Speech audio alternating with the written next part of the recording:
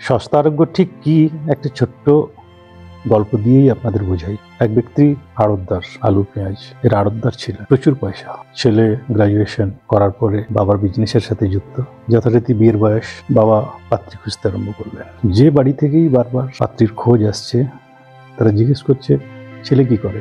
যা করে তাই, যে এই জিনিসের আড়তদার। কোনো ভালো ফ্যামিলি রাজি হয়নি তার মেয়েকে সেই বাড়িতে বিয়ে দিতে। একদিন হঠাৎ আমার খোঁজ পেলেন, আমার কাছে এলেন। উনি বললেন যে স্যার, আপনি একটা ঔষধের দোকান খুলে দিন আমার ছেলের নামে। উনি আমাদের ফ্র্যাঞ্চাইজি নিলেন, একটা ঔষধের দোকান খুললেন এবং খুব ভালো চলতে লাগলো ঔষধের দোকান। যে এরিয়ায় উনি দোকান খুললেন সেই এরিয়ায় আশেপাশের মানুষ দলে দলে ওই দোকানেই ভিড় করতে লাগলেন। সবাই জানতে পারলেন যে এই দোকানটাই ছেলের, কিন্তু মাথার উপরে ব্র্যান্ডটা ছিল সস্তা। ঠিক 1 বছর 1.5 বছর দোকান চালানোর পরে আমার কাছে ওনার বাবা এবং ছেলে দুজনেই এলেন দেখা, সঙ্গে বিয়ের নিমন্ত্রণের কার্ড। যে স্যার, আজকে আপনার বদান্যতায় আমরা সমাজে আমাদের একটা জায়গা করতে পেরেছি। হতে পারে আমাদের পয়সা আছে, আমাদের পয়সা ছিল, কিন্তু এই সম্মানটা ছিল না। এই সস্তা আরোগ্য চেইন খুলতে গিয়ে যেটা আমাকে সব থেকে বেশি গর্বিত করে সেটা হচ্ছে এই পরিস্থিতি এবং মানুষের এই আশীর্বাদ।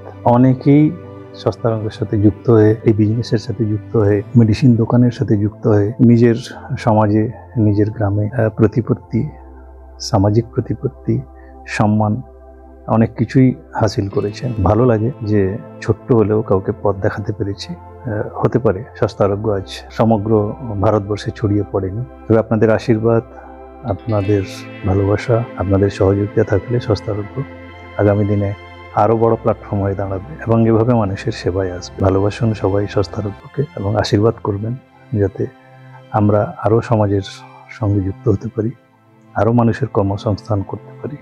আজকে 100টা সস্তা আরোগ্যের ঔষধের দোকান, প্রতিটা দোকানে 2 থেকে 3 জন মিনিমাম এমপ্লয়ি লাগে।